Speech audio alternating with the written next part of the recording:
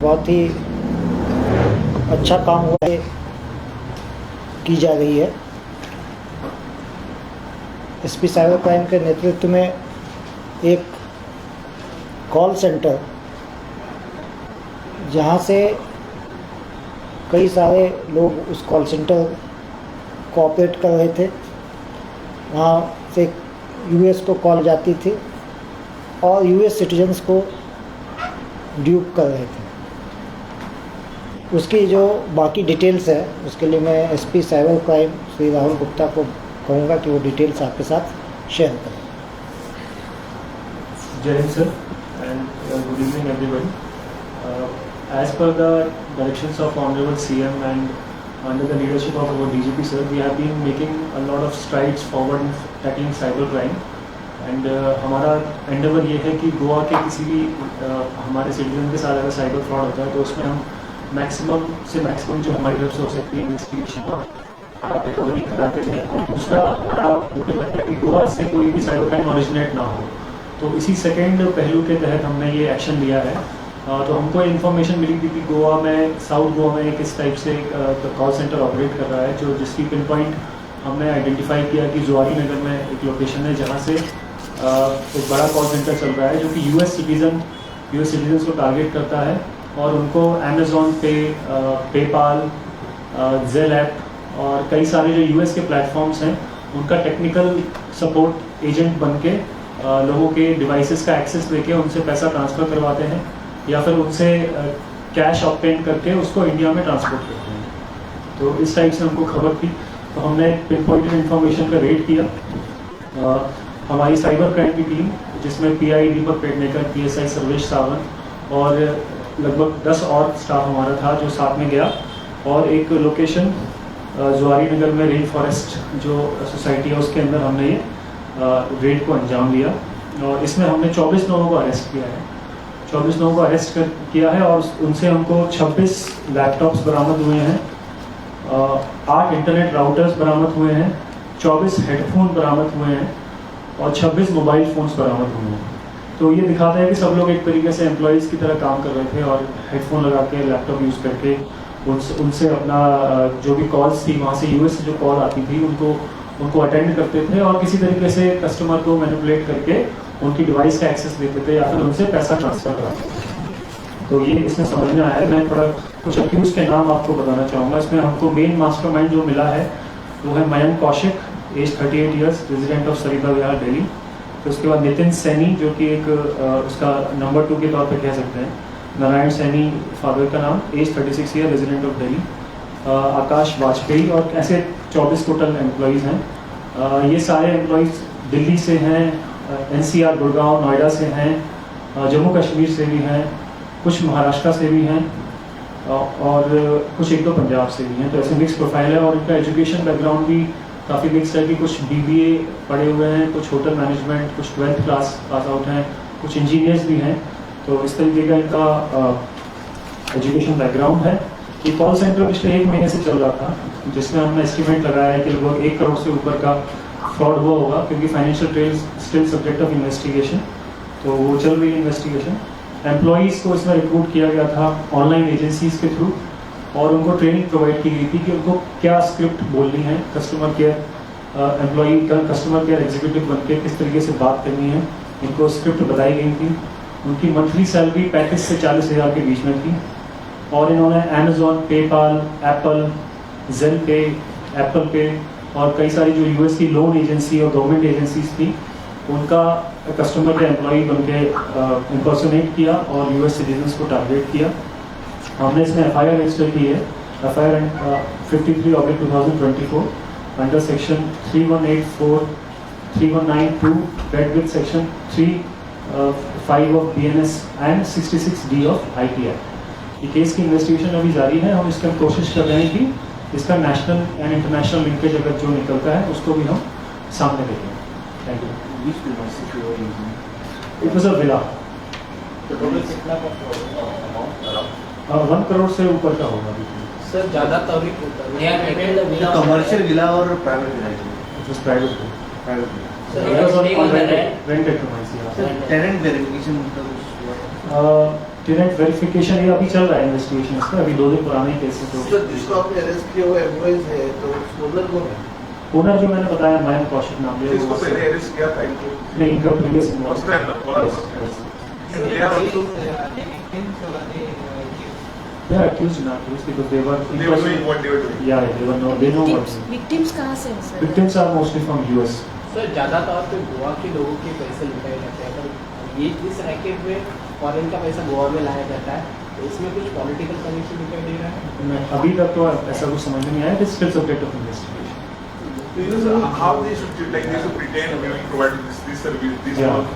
सो आपको जैसे आपके कुछ इशू होता है अमेजोन पे, आपका पासवर्ड रिकवर नहीं हो पा रहा तो आप अमेजोन पे फ़ोन ये करेंगे कि राहुल, एक जो इन्होंने सवाल पूछा उसका मैं बताना चाहूँ। एक्चुअली इसमें ये पैसा गोवा नहीं आ रहा था एज सच, क्योंकि इसमें जो ज़्यादातर अगर आप देखेंगे ये जो जिनको हमने उठाया है उनको मालूम था कि वो गलत काम कर रहे हैं, चीटिंग के काम में लगे हुए हैं, यूएस सिटीजन्स को यहाँ से कॉल करते हैं और कॉल सेंटर को कॉल आती थी वो इनके फ़ोन पे लैंड होती थी और यहाँ से फिर वो झांसा दे के उनसे पैसा ट्रांसफ़र कराते, पर वो पैसा गोवा नहीं आ रहा था, वो कई सारे चैनल्स के माध्यम से होता हुआ लास्ट में दिल्ली में कहीं पे वो पैसा पहुँचता था और उसके कैंपेन और भी लोग हो सकते हैं पर उनका गोवा कनेक्शन कोई नहीं है अभी। तो इसलिए वो आपने सवाल तो किसी और ही लेवल का पूछ लिया, पर वो ऐसा कुछ नहीं है।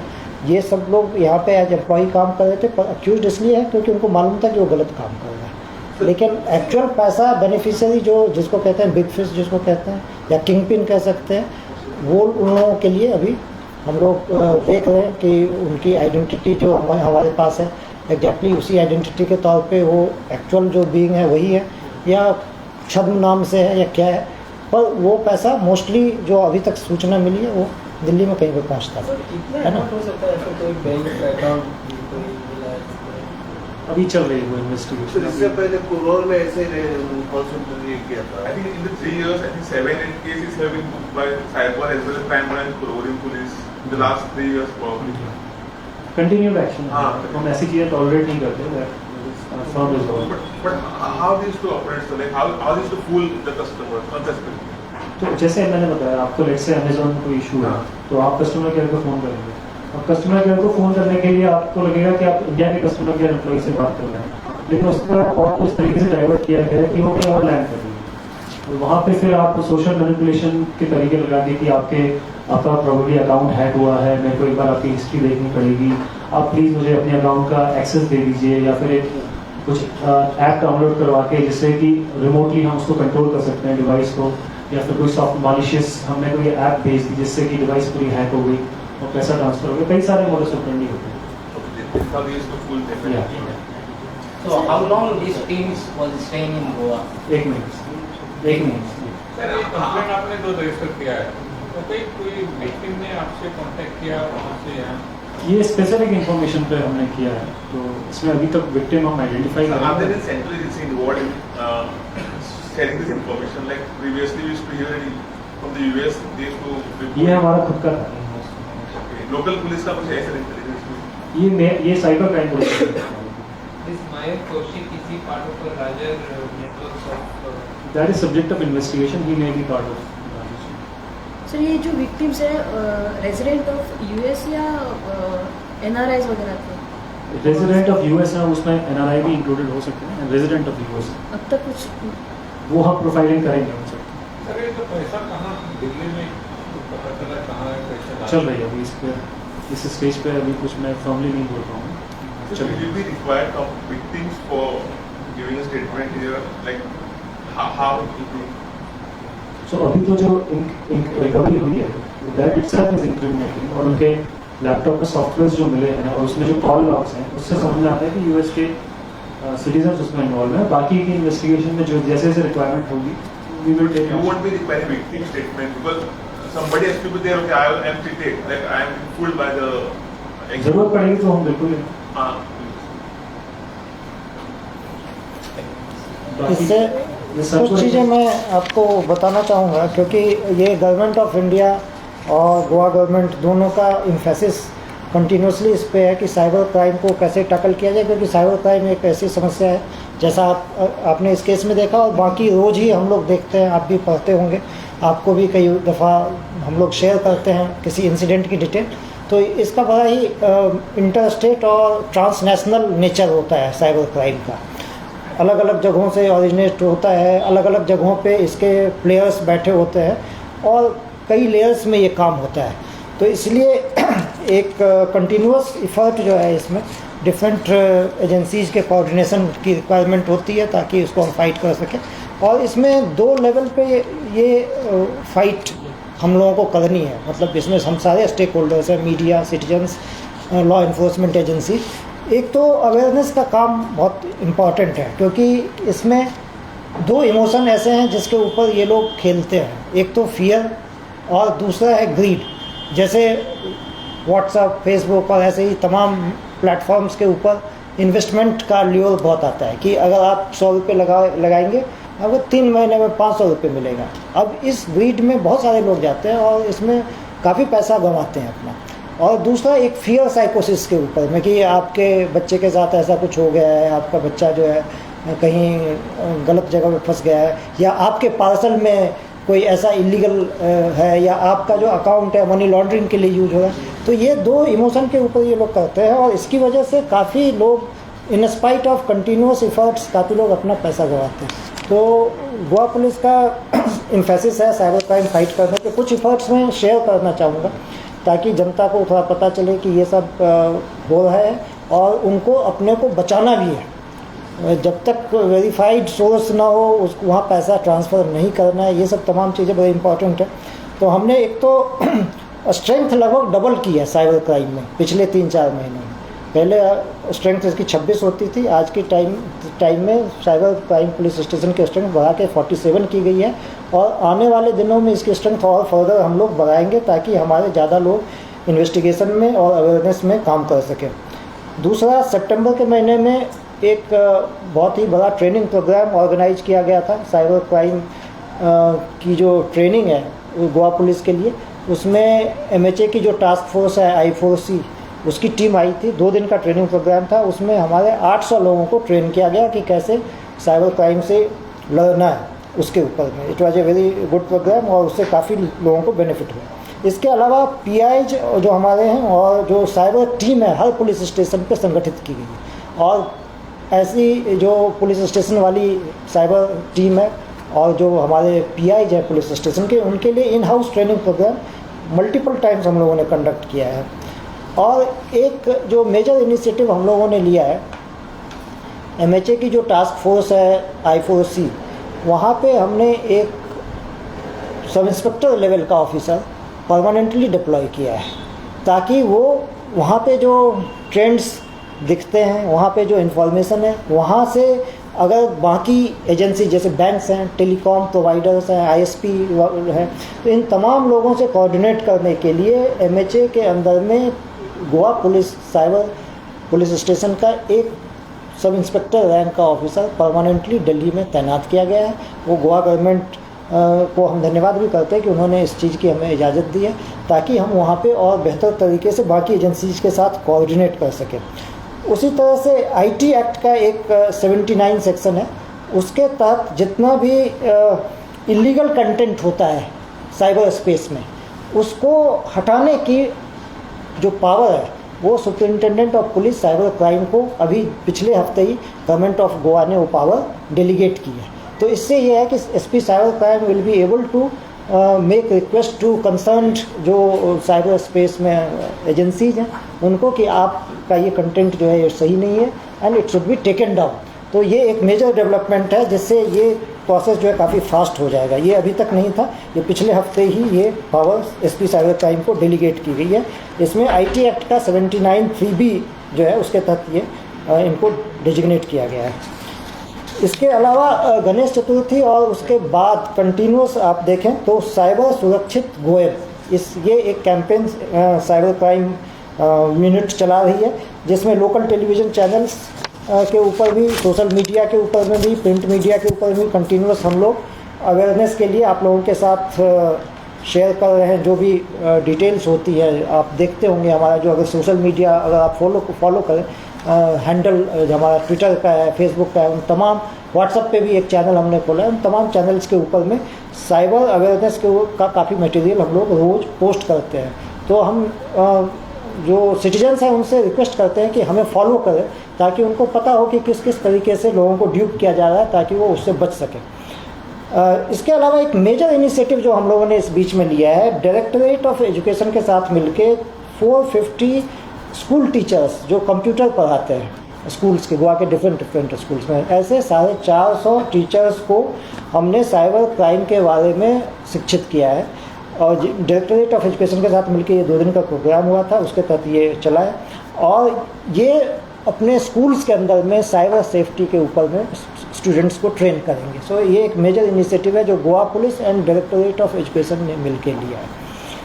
इसके अलावा 167 कॉलेज वॉलंटियर्स हैं, वो आइडेंटिफाई किए गए हैं साइबर क्राइम यूनिट के द्वारा, जो अवेयरनेस एफर्ट्स को स्ट्रेंथन कर पाएंगे। इसके अलावा अभी डायरेक्टरेट ऑफ पंचायत के साथ मिलके एक स्पेशल सेशन 120 सरपंचेज के लिए, जो अलग अलग हमारी विलेज पंचायत हैं, उनके 120 सरपंचेज के लिए डायरेक्टरेट ऑफ पंचायत के साथ मिलके प्रोग्राम हुआ था। उसके अंदर में भी साइबर अवेयरनेस के बारे में उन लोगों को बताया गया था। इसके अलावा जिपार्ड और GDC के साथ भी कंटिन्यूसली हमारे ट्रेनिंग मॉड्यूल्स चल रहे हैं, और वहाँ पे साइबर PS का जो स्टाफ है वो स्पेशल सेशन उनको भेजा जाता है कि वो स्पेशल सेशन इसके लिए लें।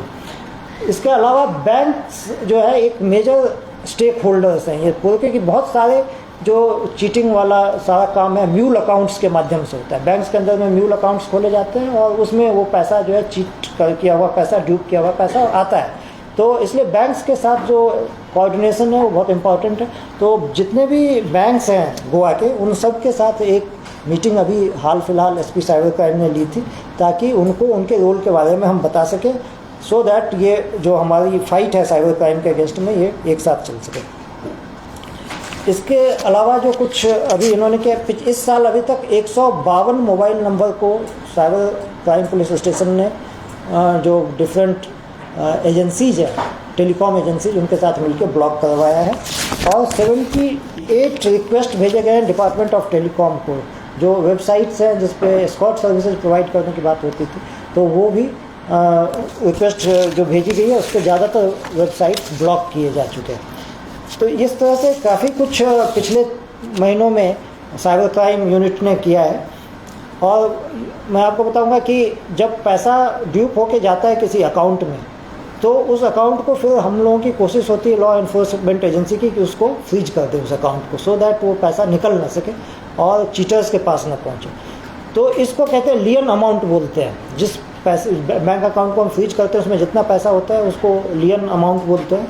और इस मामले में गोवा अभी पिछले जो महीने का अगर हम रिपोर्ट देखें, MHA में I4C हर महीने की रिपोर्ट जारी करती है कि किस स्टेट ने इसमें कितना प्रयास किया है, तो उसमें गोवा अभी 5वें नंबर पे है ना। पहले हम काफ़ी पीछे थे इसमें, पर ये 3-4 महीनों के हमारे कंटिन्यूस एफर्ट की वजह से अभी हम 5वें नंबर पे, और हमसे आगे लक्षद्वीप, सिक्किम, झारखंड, दमन-दीव और दादरा नगर हवेली जैसे स्टेट्स हैं, जिसमें सबसे ज़्यादा लक्षद्वीप ने 35% अमाउंट जो है, जितना अगर 100 रुपया मान लीजिए चीट हुआ है तो 35 रुपया उसमें से उन्होंने फ्रीज करवा दिया।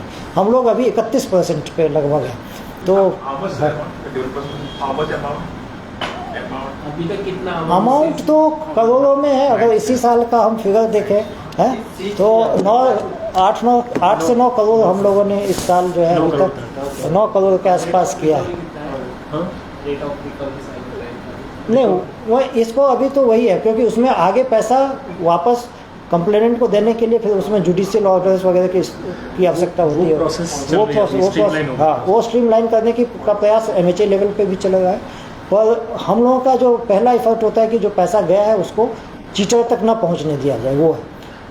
तो यही कोशिश यही है कि सबसे अच्छी बात तो ये होनी चाहिए कि जितने भी सिटीजन्स हैं उनका पैसा पहले चीट ही ना हो, मतलब चीटर के झांसे में ना पड़े। तो ये सबसे इम्पोर्टेंट है। तो हमारा लॉन्ग टर्म ये होना चाहिए कि आज की तारीख में जितना पैसा जा रहा है वो किस तरीके से लोगों को अवेयर करके हम बचा सकें। तो इस पर मैं आप लोगों से ख़ास तौर पे रिक्वेस्ट करना चाहूँगा कि साइबर क्राइम के ऊपर में कुछ ना कुछ आपका, चाहे सोशल मीडिया के ऊपर आपका चलता हो चैनल, या प्रिंट मीडिया का चैनल हो, या जिस भी माध्यम से आप लोगों तक पहुंचा सकते हैं इस बात को, हर हफ्ते 10 दिन में एसपी साइबर क्राइम के साथ मिलकर कुछ न कुछ कंटेंट आप जरूर डालें, ताकि लोगों को हम इस साइबर क्राइम से बचा सकें। ये है ऐसे फ्रॉड केसेस में और कोई लोग फंसे ना, इसके लिए क्या लोगों ने, जनता ने प्रिकॉशन लेनी चाहिए शॉर्ट डेज में किस तरह से? इसमें एक्चुअली बहुत सारी चीज़ें हैं, वो अलग अलग तरीके से चीट करते हैं, तो लोगों को मालूम होना चाहिए कि इस तरह के अगर कोई उनको अप्रोच करता है तो ये कोई ना कोई फ्रॉड है। ही इज़ नॉट लाइक, बहुत बार बैंक से कहते हैं कि भाई आप अपना OTP बता दो, आपका ये अकाउंट जो है ना ये ब्लॉक हो गया है, आपको एक OTP जाएगा, ये OTP आप बताएंगे तो आपका अकाउंट खुल जाएगा, और जैसे ही आपने OTP बताया आपका पैसा चला गया।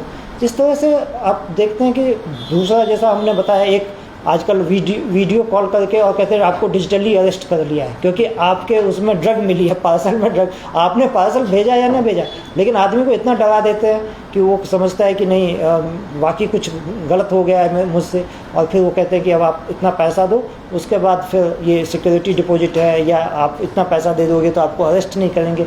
इस तरह का डिजिटल अरेस्ट का एक अलग तरीका है। इस तरह से बहुत माध्यम से वो करते हैं। इन्वेस्टमेंट फ्रॉड जैसे मैंने बताया, जॉब वाला एक होता है कि भाई आपको इतना पैसे देने के बाद आपको ये इस तरह का इस नेचर की जॉब मिलेगी, और उसमें फिर एक वो अलग चलता है। तो इस तरह से बहुत सारे माध्यम से वो करते हैं। बेसिकली आपको ये समझना है कि आपको डरना नहीं है और आपको लालच नहीं करना है। इस दोनों में अगर आप गए तो निश्चित तौर से आपको फ्रॉडस्टर्स अपने शिकंजे सर, में इन फंस लोगों लेंगे। को ये डिटेल्स कहाँ से मिलती है जो जिनको देखिए ये डेटा लीकेज एक मेजर प्रॉब्लम है क्या ये सब जगह। बैंक अकाउंट से जो आधार कार्ड लिंक होता है उसका कोई हो सकता है? देखिए जो जैसे डार्क वेब है, एक चीज़ होती है, हम लोग तो इंटरनेट पे चलते हैं बहुत, वो डार्क वेब एक अलग है जिसके अंदर बहुत सारा डेटा जो है सेल होता है, ठीक है, जिसमें डेबिट कार्ड, क्रेडिट कार्ड, ये सब बहुत सारे इश्यूज हैं। डेटा लीकेज का, डेटा सिक्योरिटी कैसे होना चाहिए, डेटा प्रोटेक्शन कैसे सिस्टम्स को करना चाहिए, अलग अलग जो स्टेक होल्डर्स है, वो एक मेजर इश्यू है। और वहाँ से ये हैक करके, जैसे सेंधमारी करके वो डेटा चोरी करके ले जाते हैं। ये सब इश्यूज, एक डेटा प्रोटेक्शन का एक अलग इश्यू है। पर हमें अगर मान लो हमारा डेटा चला भी गया है, still we can save ourself if we follow certain precaution, ये कहना है। What is the amount Goa has frozen? अभी इस साल अभी तक 9 करोड़ के आसपास 31% of the total value which is frozen from Goa. अक्टूबर महीने के लिए वो डेटा जो है अक्टूबर महीने अक्टूबर में उतना नहीं हमने किया। अक्टूबर महीने में जितना गया था उसका 31% हमने फ्रीज किया। So ये 9 crores of total total this year. ये पूरे साल का हम आपको 31% नहीं है, ऑब्वियसली वो 31%। वो कम So है। cases are registered this year, and what is the हाँ, comparison with the last year? 53 FIRs have been registered this year, How many were cyber से रिलेटेड तो उसमें से 44 लोग अरेस्टेड हैं। This all are of fraud or social media related भी है, fake accounts or social media related भी है, फाइनेंशियल फ्रॉड रिलेटेड। सर, जब ऐसे कॉल्स आते हैं या मैसेजेस आते हैं तो क्या करना चाहिए लोगों को?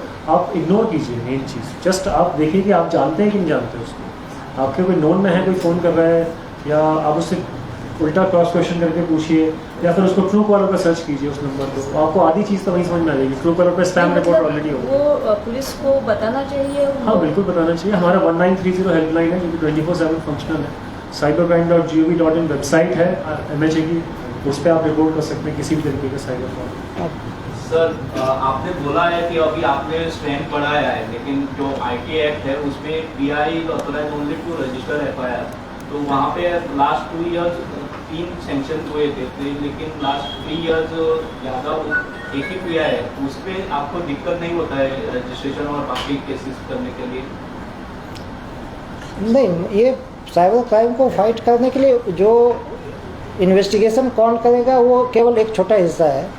वो उसके लिए भी हम लोग प्रयास कर रहे हैं कि कैसे उसमें कुछ तब्दीली। दिक्कत हाँ। आ सकती है? हाँ, वो मैं आपकी बात जायज़ समझता हूँ आप जो कह रहे हैं, पर हम आने वाले दिनों में इनको PIs भी देंगे। सर ने ठीक जैसे है। बोला ना, स्ट्रेंथन, हाँ, strengthen करेंगे। अभी हमारे PSIs पहले 3 थे, अभी हमारे पास 7 के लगभग PSI। तो हर रैंक में, क्योंकि बहुत सारा काम होता है तो हर रैंक में आदमी चाहिए। पर वो जो आप इस infrastructure for cyber infrastructure is vehicles they require the other उन सब में भी इम्प्रूवमेंट हुआ है। It's a continuous process. चल रहा है Without vehicles, they are handicapped because they have entire Goa. इस पे काम चल रहा है, इस पे इम्प्रूवमेंट हुआ है एंड सर ने हमको बहुत सारे रिसोर्सेज भी दिए एंड कंटिन्यूसली उस पर इम्प्रूवमेंट होता है। बेसिकली क्या है कि अभी देखिए 5 जगह पे इन्होंने रेड की, ये तो 5 जगह से लोग उठा के ले आए ना, तो लॉजिस्टिक्स का कोई इशू नहीं है। Sir, regarding any development in UC case the university, yesterday 100 plus crore. उसका फिर बाद में कुछ होता है इम्पोर्टेंट डेवलपमेंट तो बताएंगे, कैश फॉर जॉब के लिए कुछ अपडेट है? अभी कुछ फिलहाल करने को नहीं। सर उसके लिए एक प्रेस कॉन्फ्रेंस ले लो ना, cash for job. UC. We also had some questions with you. बाद में